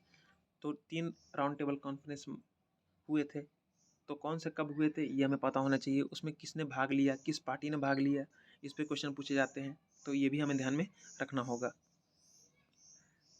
चौथे नंबर क्वेश्चन पे चलते हैं। In the context of Indian history the principle of diarchy refers to. अब देखिए यहाँ पर एक टर्म आपको देखने को मिल रहा है डायरकी, उसके ऊपर ये सवाल है। तो यहाँ पर पूछा गया है कि डायरकी का मतलब क्या है इंडियन हिस्ट्री के संदर्भ में। तो डायरकी का मतलब इंडियन हिस्ट्री के संदर्भ में क्या है, ये पूछा गया है। तो 4 यहाँ पर आपको ऑप्शन दिए गए हैं। पहला ऑप्शन है division of the central legislature into 2 houses. तो यहाँ पर ये बोला जा रहा है जो सेंट्रल लेजिस्लेचर था उसको 2 हाउसेज में बंटने को ही डायरकी कहा गया है। दूसरा, introduction of double government, central and state governments. यहाँ पर बोला जा रहा है कि डबल गवर्नमेंट की स्थापना को ही डायरकी बोला जाता है, जिसमें पहला स्टेट गवर्नमेंट है, दूसरा सेंट्रल गवर्नमेंट है। तीसरे ऑप्शन के अनुसार having 2 sets of rulers, one in London and another in Delhi. तो यहाँ पर बोला जा रहा है कि डायरकी का मतलब ये है कि 2 तरह के रूलर होंगे, पहला लंदन में, दूसरी दिल्ली में। चौथा स्टेटमेंट है कि division of the subject delegated to the provinces into 2 categories. तो चौथे ऑप्शन के अनुसार डायरकी का क्या ये मतलब है कि जो सब्जेक्ट्स हैं उसका डिवीजन कर दिया जाए, प्रोविंशियल जो प्रोविंसेज में जो सब्जेक्ट्स बटे गए हैं उसको 2 कैटेगरी में बांट दिया जाए, क्या वो डायरकी का मतलब है। तो यहाँ पर जो कीवर्ड होते हैं, मैंने आपको पहले की वीडियो में भी बताया कि कीवर्ड का क्या मतलब है, वो आपको पता होना चाहिए। कोई भी स्पेशल कीवर्ड आ रही हो, जैसे कि मिडिवल इंडिया में बहुत सारे कीवर्ड आए थे, फिर एंशिएंट इंडिया में भी बहुत सारे कीवर्ड आए थे, जैसे कि विष्टि है, आमिल है, जागीरदार है, मनसबदार है, और उसी तरीके से यहाँ पर डायरकी इंग्लिश का टर्म है, लेकिन है तो कीवर्ड ही। तो हमें ये बिल्कुल स्पष्ट होना चाहिए कि डायरकी का आखिर मतलब क्या है, डबल गवर्नमेंट का क्या मतलब है। इस तरीके के जो शब्द हैं वो हमें पता होना चाहिए। सेक्रेटरी ऑफ स्टेट और उससे पहले जो हाई कमिश्नर है उसमें क्या अंतर था, ये सारी चीज़ें हमें पता होना चाहिए। 5वां नंबर जो क्वेश्चन है वो ये है, कंसीडर द फॉलोइंग पेयर्स। यहाँ पर आपको 3 आपको नाम दिए गए हैं और पूछा गया है कि जो सामने उसके जो स्टेटमेंट है क्या वो सही है, मिलान किया हुआ है या नहीं है। अब सबसे पहले तो हमें इस क्वेश्चन से ये सीखने को मिलता है कि कौन कौन से जो नाम है वो हमें जान लेने चाहिए। उसको आप एक अलग से नोट कर लीजिए, एक पेज का एक नोट बना लीजिए, जिसमें आपको इंपॉर्टेंट जो नाम जो ऑप्शन में पूछे जा रहे हैं या फिर क्वेश्चन में पूछे जा रहे हैं, आप उसकी लिस्ट तैयार कर लीजिए। और जब भी आप किताब पढ़ें मॉडर्न इंडियन हिस्ट्री की, तो अगर वो नाम से अगर आपको कहीं पर आपको दिख जाए कि हाँ ये नाम यहाँ पर मैच कर रहा है, यानी ये जो क्वेश्चन पूछा गया था वो किताब में भी दिख रहा है, तो उसके बारे में पूरी जानकारी ले लीजिए कि इस नाम ने क्या क्या योगदान दिया, कहाँ कहाँ भाग लिया, कौन सी किताबें लिखी, वगैरह वगैरह। ठीक है, जैसे कि यहाँ पर राधाकांत देव है, गजलू लक्ष्मी मीनारसु चेट्टी है, उसके बाद सुरेंद्रनाथ बनर्जी है। अब पूछा गया है कि क्या राधाकांत देव जो हैं वो first president of British Indian association थे। दूसरा में, क्या गजलू लक्ष्मी मीनारसु चेट्टी जो हैं क्या वो मद्रास महाजन सभा के फाउंडर थे। क्या सुरेंद्रनाथ बनर्जी इंडियन एसोसिएशन के फाउंडर थे। तो मैंने आपको जैसे बताया कि कौन आदमी किस चीज़ के फाउंडर हैं वो हमें पता होना चाहिए। और साथ ही साथ कौन सी सभाएं जो हैं यूपीएससी के लिए इंपॉर्टेंट हो जाती है, वो आप इस ऑप्शन से देख सकते हैं। जैसे कि ब्रिटिश इंडियन एसोसिएशन का ऑप्शन में जिक्र है, तो हो सकता है कि कल को क्वेश्चन पूछ लिया जाए। मद्रास महाजन सभा है, इंडियन एसोसिएशन है, तो इस तरीके से आपको अपनी तैयारी करनी है। 6ठा नंबर क्वेश्चन पे चलते हैं। The trade disputes act of 1929 provide for. तो यहाँ पर ट्रेड डिस्प्यूट्स एक्ट ऑफ 1929 के ऊपर क्वेश्चन है। तो इसमें ये पूछा गया है कि इसके अंतर्गत क्या प्रावधान थे। तो इस क्वेश्चन को डिस्कस करके हमें ये पता चलता है कि कोई भी एक्ट वगैरह है उसका क्या प्रभाव हुआ, किस वर्ग के लिए लाया गया। इल्बर्ट बिल कंट्रोवर्सी का नाम आपने सुना होगा, वो क्यों लाया गया, उसका भारतीयों ने कैसे उस पर क्या स्टैंड लिया, उसका वो जो बिल था वो किस क्षेत्र के लिए था, या फिर किस वर्ग को टारगेट करने के लिए था, या फिर किस चीज़ के लिए लाया गया था, क्या उद्देश्य था उसका, वो सारी बातें आपको क्लियर होनी चाहिए। जैसे कि ट्रेड डिस्प्यूट्स एक्ट ऑफ 1929 है, वो क्यों आया था, इसके ऊपर क्वेश्चन है। तो पहला है the participation of workers in the management of industries. तो ट्रेड डिस्प्यूट्स एक्ट ऑफ 1929 के अंदर प्रावधान क्या ये था कि उसमें जो वर्कर्स हैं उनका इंडस्ट्रीज़ के मैनेजमेंट में भी उनका पार्टिसिपेशन होगा, यानी कि जो इंडस्ट्रीज़ का जो मैनेजमेंट जो देख रही है वर्ग, उसमें मजदूरों का भी अब पार्टिसिपेशन होगा। दूसरा ऑप्शन है arbitrary powers to the management to quell industrial disputes. इसमें क्या ये प्रावधान था कि जो मैनेजमेंट जो देख रही है इंडस्ट्रीज़ की, उसके पास अब इंडस्ट्रियल डिस्प्यूट्स को रद्द करने की आर्बिट्रेरी पावर्स दे दी गई इस ट्रेड डिस्प्यूट्स एक्ट ऑफ 1929 के द्वारा। तीसरा ऑप्शन है an intervention by the British court in the event of A trade dispute. यानी कि अगर कोई ट्रेड डिस्प्यूट होता है तो उसमें क्या होगा कि अब ब्रिटिश कोर्ट के द्वारा उसमें इंटरवेंशन किया जाएगा, यानी ब्रिटिश कोर्ट अब उसमें हस्तक्षेप करके उस केस को देखेगी। चौथा स्टेटमेंट है a system of tribunals and a ban on strikes. इसमें ये बोला जा रहा है कि एक ट्राइब्यूनल का सिस्टम बनाया जाएगा और स्ट्राइक्स पे बैन किया जाएगा। तो ये पूछा गया मेनली कि ट्रेड डिस्प्यूट्स एक्ट ऑफ 1929 के प्रावधान के ऊपर ये क्वेश्चन है। और पूछा गया है कि उनमें से कौन सा जो था वो ट्रेड डिस्प्यूट्स एक्ट ऑफ 1929 के अंतर्गत प्रावधान किया गया था। तो किसी भी एक्ट के अंतर्गत क्या प्रावधान थे मैंने आपको पहले ही बताया। चार्टर एक्ट हो, कोई एक्ट आया हो, जैसे कि यहाँ पर पूछा गया है ट्रेड डिस्प्यूट्स एक्ट है, या फिर कोई भी, जैसे कि आप नाम सुना होगा चेम्सफोर्ड रिफॉर्म्स है, मॉन्टेग्यू चेम्सफोर्ड रिफॉर्म्स, या फिर पार्लियामेंट रिफॉर्म्स, या फिर कोई भी काउंसिल एक्ट आया हो, या फिर रेगुलेटरी एक्ट आया हो, तो उसके अंदर क्या गया प्रावधान थे ये आपको पता होना चाहिए। नेक्स्ट चलते हैं, कंसिडर द फॉलोइंग स्टेटमेंट्स। तो यहाँ पर 2 स्टेटमेंट दिए गए हैं और पूछा गया है कि इनमें से कौन से करेक्ट है। तो पहला स्टेटमेंट ये है, the factories act 1881 was passed with a view to fix the wages of industrial workers to form trade unions। यहाँ पर फैक्ट्रीज एक्ट 1881 के ऊपर क्वेश्चन है। तो मैंने आपको अभी भी, जैसे कि हम लोगों ने अभी अभी डिस्कस किया कि ट्रेड डिस्प्यूट्स एक्ट ऑफ 1929 के ऊपर क्वेश्चन पूछा गया, उसी तरीके से फैक्ट्रीज एक्ट के ऊपर क्वेश्चन पूछा गया। तो एक्ट हमारे लिए इंपॉर्टेंट हो जाते हैं। अब देखिए पूछा क्या गया है कि जो फैक्ट्रीज एक्ट 1881 का है उसको पास क्यों किया गया था, क्योंकि इंडस्ट्रियल वर्कर्स जो काम कर रहे थे ट्रेड यूनियंस को फॉर्म करने के लिए, तो उसमें उसके जो वेजेस है उसको फिक्स करने के लिए। यानी कि जो फैक्ट्रीज एक्ट के ऊपर जो क्वेश्चन पूछा गया है वो इस तरीके से पूछा गया है कि उसके अंतर्गत क्या प्रावधान थे। ठीक है, दूसरा स्टेटमेंट है, N M. Lokhande was a pioneer in organising the labour movement in British India. इसमें ये बोला जा रहा है कि जो एन.एम. लोखंडे है वो पायनियर थे किस चीज़ में, यानी कि मार्गदर्शक थे किस चीज़ में, ब्रिटिश इंडिया में, यानी कि जो भारत में जो उस समय ब्रिटिश सरकार थी उसके अंतर्गत जो भी लेबर मूवमेंट हो रहे थे उसको पायनियर करने में, यानी कि पहली बार लेबर मूवमेंट के लिए काम करने वाले जो व्यक्ति थे वो एन.एम. लोखंडे थे। पायनियर का ये मतलब होता है किसी भी चीज़ में पहली बार, जो सबसे पहली बार जिसने कोई कदम उठाया हो उसको पायनियर बोलते हैं। तो क्या एन.एम. लोखंडे भारत में लेबर मूवमेंट के ऑर्गेनाइजेशन के लिए काम करने वाले पहले व्यक्ति थे? तो एन.एम. लोखंडे को भी आप एक तरीके से अपने नोट में नोट कर लीजिए, जो नेम्स की लिस्ट है कि एन.एम. लोखंडे का नाम आया था। तो अगर उसके ऊपर आपको अपने किताब में अगर क्वेश्चन देखने को मिले या फिर किताब में आपको स्टेटमेंट कुछ पढ़ने को मिले तो उसके बारे में आप देख लीजिए कि हाँ एन.एम. लोखंडे का इस चीज़ में योगदान था। सिर्फ एन.एम. लोखंडे ही क्यों, कोई भी नाम आपको किताब में देखने को मिले तो उसके बारे में पूरी जानकारी ले लीजिए। नेक्स्ट चलते हैं 2016 का question. What was the main reason for the split in the Indian National Congress at Surat in 1907? तो इंडियन नेशनल कांग्रेस यानी कांग्रेस में जो सूरत स्प्लिट हुआ था 1907 में, उसका क्या कारण था? तो मैंने आपको जैसे बताया कि कोई भी घटना हो उसके क्या कारण थे, उसके क्या प्रभाव थे, किस नेता ने उस पर क्या स्टैंड लिया, ये सारी बातें आपको नोट कर लेनी है। तो पहला ऑप्शन है introduction of communalism into Indian politics by Lord Minto.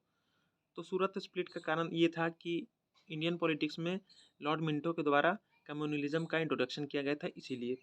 दूसरा जो कारण बताया गया है कि क्या ये कारण था कि extremists lack of faith in the capacity of the moderates to negotiate with the British government. तो इसमें सूरत स्प्लिट का क्या ये कारण था कि जो एक्सट्रीमिस्ट थे उनका मॉडरेट के ऊपर भरोसा नहीं रह गया था कि वो अब ब्रिटिश सरकार से बातचीत कर पाएंगे या फिर उनसे कुछ हासिल कर पाएंगे।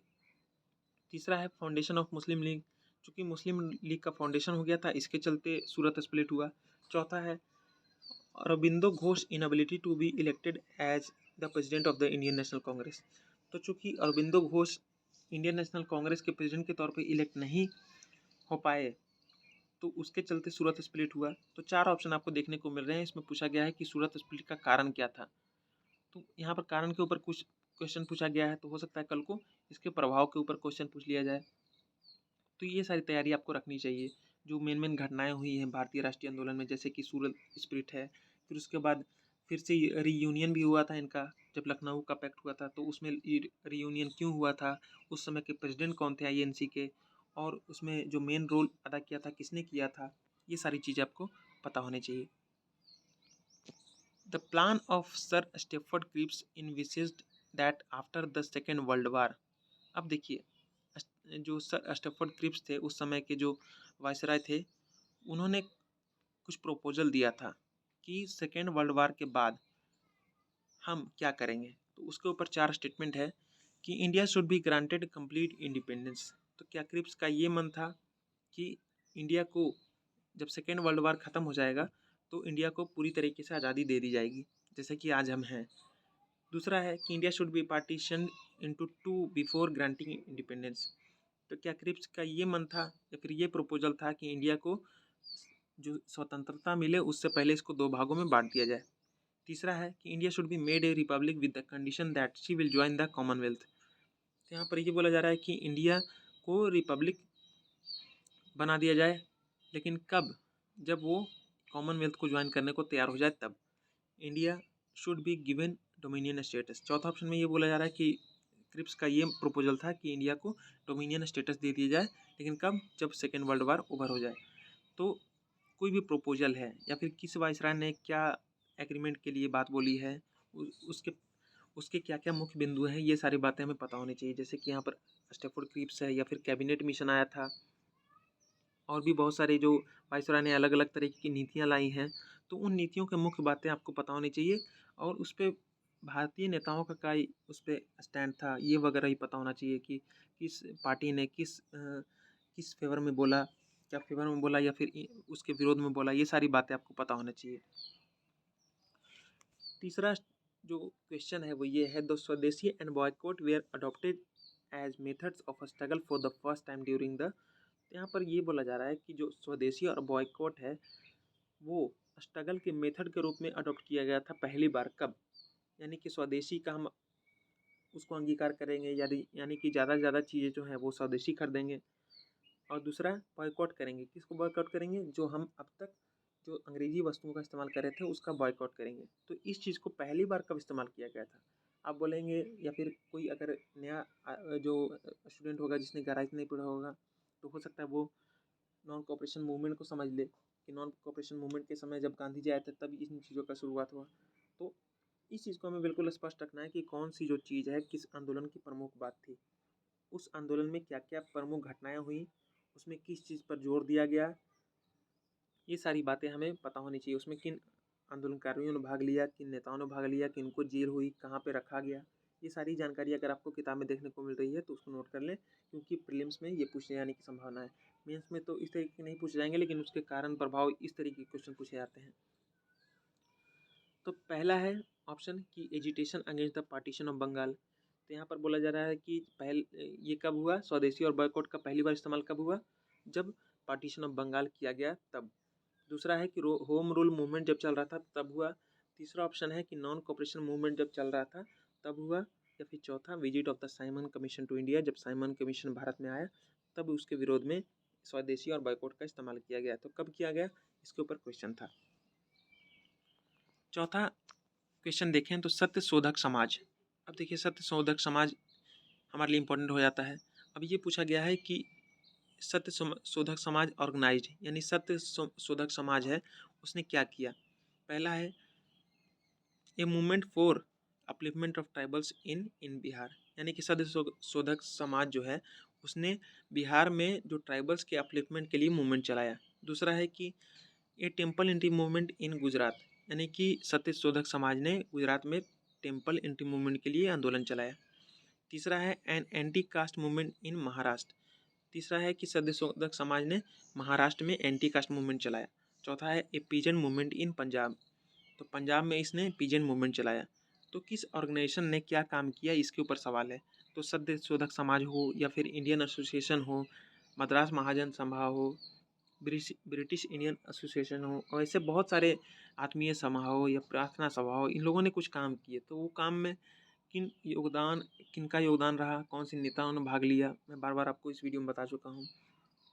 वो सारी बातें हमको पता होना चाहिए। और कौन से एरिया में रहा, ये भी आपको बात पता होना चाहिए। पाँचवा नंबर जो क्वेश्चन है वो ये है, the Montagu Chelmsford proposals were related to.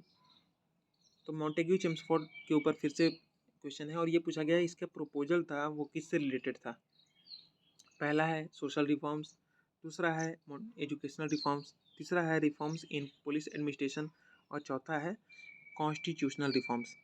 तो मॉन्टेग्यू चेम्सफोर्ड जो प्रपोजल आया था वो किस संदर्भ में था, यानी कि उसका उद्देश्य क्या था, वो क्या करना चाह रहा था, इसके ऊपर क्वेश्चन है। तो इस तरीके के क्वेश्चन के साथ कैसे अप्रोच करनी है मैंने इस वीडियो में आपको बार बार बताया है। चलिए नेक्स्ट क्वेश्चन पे चलते हैं। Consider the following, Keshav Chandra Sen is associated with the establishment of which of the above.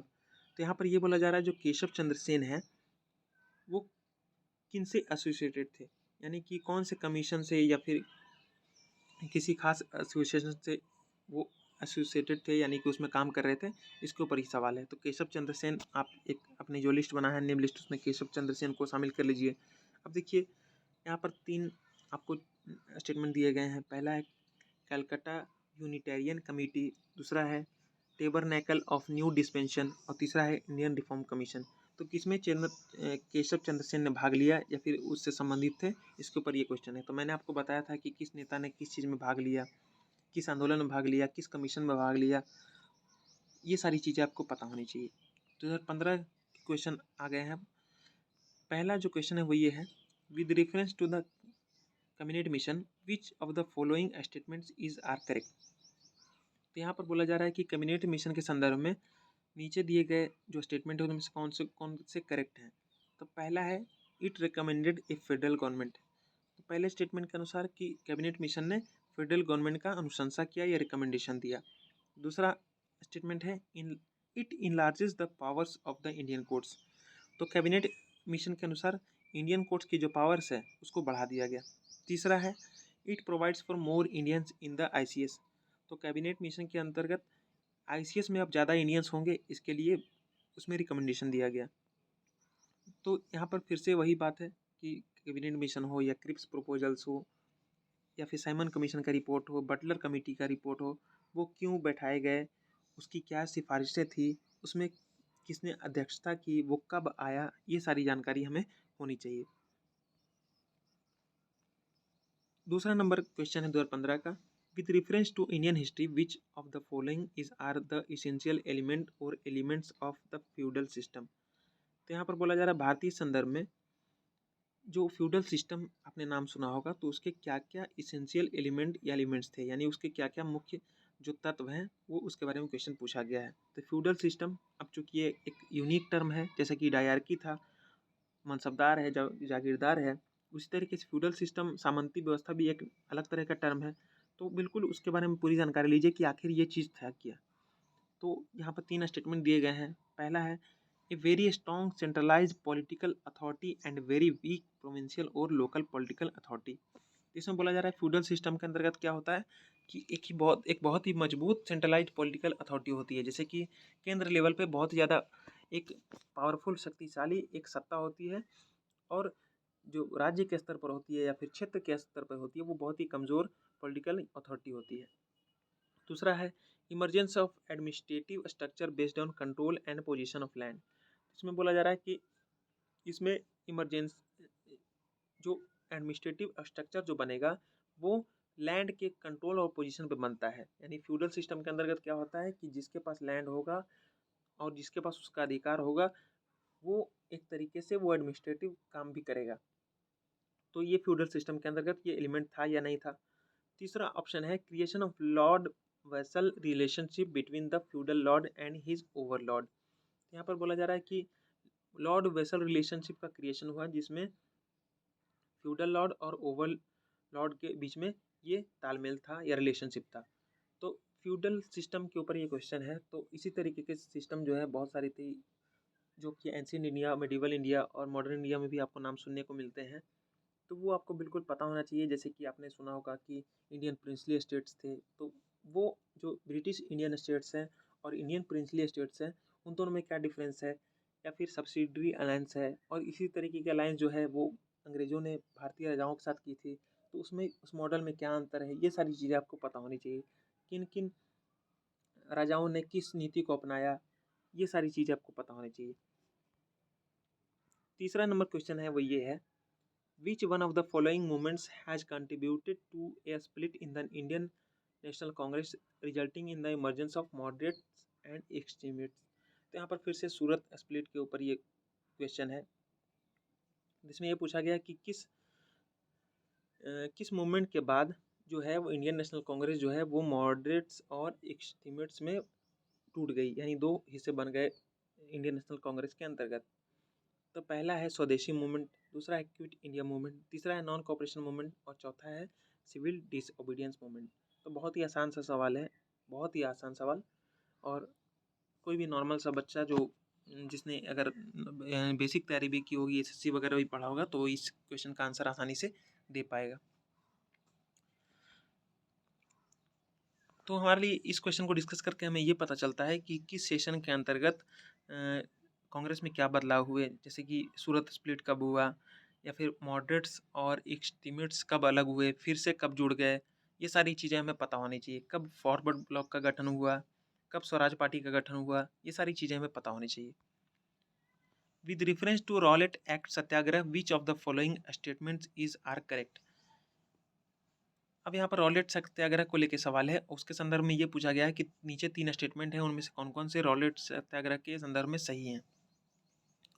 पहला है कि the Rowlatt act was based on the recommendation of the sedition committee.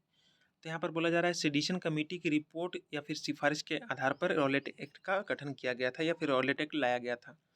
दूसरा स्टेटमेंट है कि in Rowlatt Satyagraha Gandhi ji tried to utilise the Home Rule League. इसमें यह बोला जा रहा है कि रॉलेट सत्याग्रह के समय में गांधी जी ने होम रूल लीग को इस्तेमाल करने की कोशिश की। तीसरा है demonstration against the arrival of Simon Commission coincided with Rowlatt Satyagraha. इसमें यह बोला जा रहा है कि साइमन कमीशन के आने के विरोध में यहाँ पर जो है वो प्रदर्शन हुए और जो कि रॉलेट सत्याग्रह के साथ साथ वो चल रहा था। तो यहाँ पर 3 स्टेटमेंट आपको देखने को मिल रहा है और यहाँ पर पूछा गया है कि इनमें से रॉलेट सत्याग्रह के संदर्भ में कौन सा स्टेटमेंट सही है, तो ये आपको बताना है।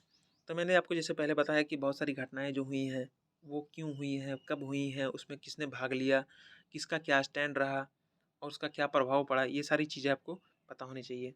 तो रॉलेट सत्याग्रह हमारे लिए इंपॉर्टेंट हो जाता है। फिर यहाँ पर देखिए सेडिशन कमेटी हमारे लिए इंपॉर्टेंट हो जाती है। फिर होम रूल लीग का नाम यहाँ पर है, वो हमारे लिए इंपॉर्टेंट है ही। ये सारी चीज़ें हमें ऑप्शन से सीखने को मिलती हैं।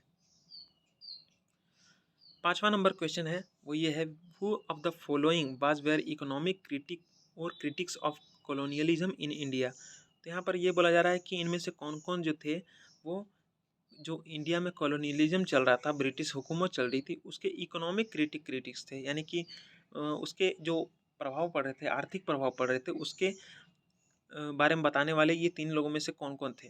पहला है दादा भाई नौरोजी, दूसरा है जी सुब्रमण्य अय्यर और तीसरा है आरसी दत्त। तो यहाँ पर आपको ध्यान क्या रखना है कि ब्रिटिश सरकार का जो प्रभाव पड़ रहा था इंडिया में, तो उसके आर्थिक प्रभाव के बारे में किन किन लोगों ने बोला। तो मैंने बताया ना आपको, जैसे कि जो पहले तो आपको ये नाम नोट कर लेने हैं, दादा भाई नौरोजी, जी सुब्रमण्य अय्यर, आरसी दत्त, और इन लोगों ने क्या क्या काम किया। अगर आपको किताब में पढ़ने को मिले तो वो ज़रूर देखें कि उन लोगों ने ये किताबें लिखी, उन लोगों ने भारत के बारे में जो अंग्रेज़ों की नीतियाँ हैं उसके बारे में इस तरीके से आलोचना की। तो इससे क्या होगा कि आप जब इस तरीके के क्वेश्चन पूछे जाएंगे उस पर्सनालिटी के ऊपर या स्टेटमेंट बेस्ड क्वेश्चन होंगे तो उसके आंसर आप दे पाएंगे। ठीक है, तो भारत पर जो आर्थिक प्रभाव पड़ा उसके ऊपर ये क्वेश्चन था। ठीक है, 6ठा नंबर क्वेश्चन है, with reference to Congress Socialist Party consider the following statements. तो इसमें ये बोला जा रहा है जो कांग्रेस सोशलिस्ट पार्टी है तो उसके रिगार्डिंग में ये जो स्टेटमेंट 3 है वो बताएं। तो कांग्रेस सोशलिस्ट पार्टी हमारे लिए इंपॉर्टेंट हो जाता है।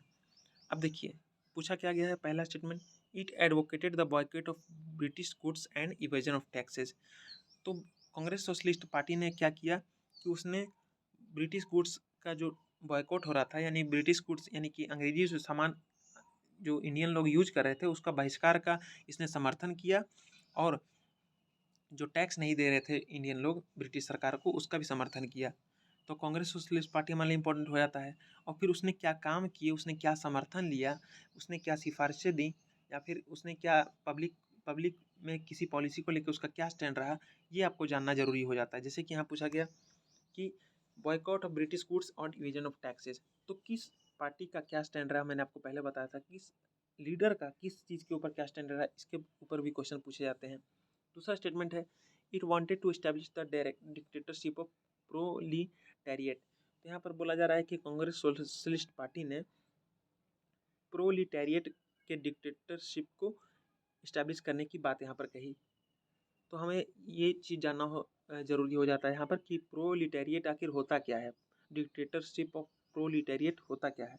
अगर आप इस चीज़ को जानेंगे तो हो सकता है कल को क्वेश्चन पूछ लिया जाए। आपको ऐसे भी ऐसी अप्रोच डेवलप करनी चाहिए कि अगर आपको कोई चीज़ नहीं समझ में आ रही है तो उसको समझने की कोशिश करें, क्योंकि यूपीएससी में ये अप्रोच मैंने देखी है, बहुत देखी है, कि उसमें कीवर्ड्स के ऊपर बहुत सारे क्वेश्चन पूछे जाते हैं, और कीवर्ड्स ऐसे जो कि बिल्कुल यूनिक से हैं और नॉर्मली उसका मतलब वो नहीं होता जो हम समझ सकते हैं या फिर नहीं समझ में आते हैं। जैसे कि यहाँ पर डिक्टेटरशिप ऑफ प्रोलिटेरिएट, आखिर ये चीज़ क्या है, तो हमें ये चीज़ नहीं पता है तो हमें इसको सर्च करना चाहिए।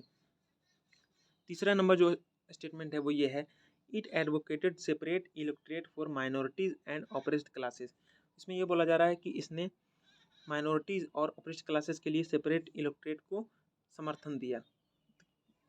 तो इसके ऊपर सवाल है। तो मैंने आपको जैसे बताया, इस वीडियो में बार बार बताते आ रहा हूँ, वो चीज़ इसको यहाँ पे भी आपको अप्लाई करनी है। 7वां नंबर क्वेश्चन है, the Government of India Act of 1919 clearly defined. यहाँ पर government of India Act of 1919 है, उसने क्या डिफाइन किया, तो उसके ऊपर सवाल है। तो इसकी सिफारिशें क्या थी? गवर्नमेंट ऑफ इंडिया एक्ट 1999 1919 का जो गवर्नमेंट ऑफ इंडिया एक्ट है, उसका क्या सिफारिश था या फिर क्या उसमें मेन प्रोविजन था, इसके ऊपर ये सवाल है। पहला स्टेटमेंट है, the separation of power between the judiciary and the legislature. तो यहाँ पर ये बोला जा रहा है कि इसमें ये प्रावधान था कि जुडिशरी और लेजिस्लेचर के पावर को अलग अलग कर दिया जाए। दूसरा है कि the jurisdiction of the central and provincial governments. इसमें ये कहा गया कि सेंट्रल और प्रोविंशियल गवर्नमेंट्स के जो क्षेत्राधिकार है उसको बांट दिया जाए। तीसरा, the powers of the secretary of state for India and the viceroy. इसमें ये बोला गया कि जो secretary of state for India है और वायसराय है, उसके पावर को अलग अलग बता दिया जाए। और चौथा है नॉन ऑफ द अबव। तो government of India Act of 1919 के अंतर्गत क्या प्रावधान थे, इसके ऊपर सवाल है।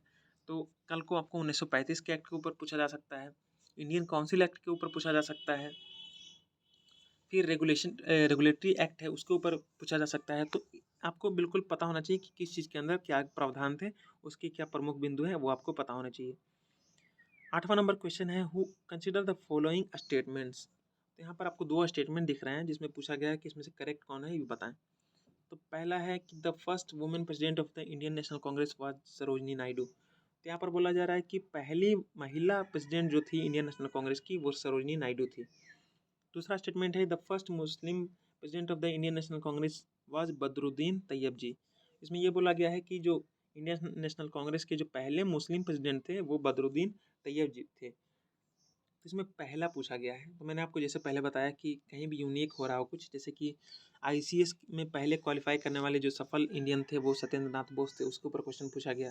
फिर देखिए यहाँ पर फर्स्ट वुमेन प्रेसिडेंट कौन है, इसके ऊपर पूछा गया। फर्स्ट वुमेन मुस्लिम प्रेसिडेंट कौन है, वो पूछा गया। तो इस तरीके से आपको जहाँ पर भी फर्स्ट वगैरह कुछ हो रहा हो या कुछ यूनिक देखने को मिल रहा हो तो उसको आप नोट कर लीजिए, उसके ऊपर क्वेश्चन आ सकता है। 9वां नंबर क्वेश्चन है, who of the following organised a march on the Tanjore coast to break the salt law in April 1930। तो यहाँ पर ये बोला जा रहा है कि जो तंजौर कोस्ट पे सॉल्ट लॉ को ब्रेक करने के लिए, नमक कानून को तोड़ने के लिए अप्रैल 1930 में किसने मार्च किया। 4 ऑप्शन है, पी ओ चिदम्बरम पिल्लई, दूसरा है सी राजगोपालचारी, तीसरा है के कामराज और चौथा है एनी बेसेंट। सबसे पहले आपको इन चारों नामों को अपने नेम वाली लिस्ट में शामिल कर लेना है। दूसरा कि कहाँ पे किस आदमी ने कहाँ पे नमक कानून तोड़ा, उसके ऊपर सवाल है। तो मैंने आपको बताया था कि किस आदमी ने किस चीज़ का विरोध किया, किस चीज़ का समर्थन किया और किस क्षेत्र में उसने अपना जो है वो काम किया, इसके ऊपर आपको क्वेश्चन पूछने की संभावना ज़्यादा होती है। तो वही चीज़ आपको यहाँ पर देखने को मिल रहा है कि यहाँ पर इन चारों में से किसने तंजौर कोस्ट पे नमक कानून को मार्च के द्वारा तोड़ा, मार्च करके तोड़ा। तो ये क्वेश्चन पूछा गया है। तो आपको बिल्कुल स्पष्ट होना चाहिए कि जब नमक कानून तोड़ा जा रहा था या फिर असहयोग आंदोलन चल रहा था तो किस नेता ने किस क्षेत्र में वहाँ पर प्रतिनिधित्व किया, ये आपको पता होना चाहिए। 2014 का क्वेश्चन है,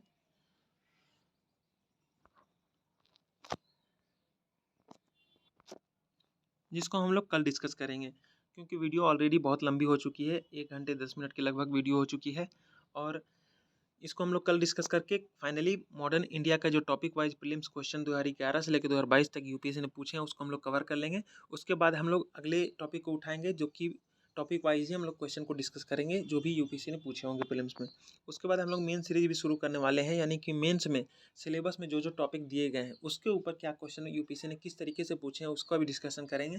तो अगर आपको वीडियो पसंद आता हो तो प्लीज़ लाइक करें, सब्सक्राइब करें, शेयर करें और जल्द मिलते हैं आपसे अगले वीडियो में। आपका बहुत बहुत धन्यवाद कि आपने इतने पेशेंटली इस वीडियो को सुना। चलिए फिर मिलते हैं एंड गुड बाय एंड जय हिंद।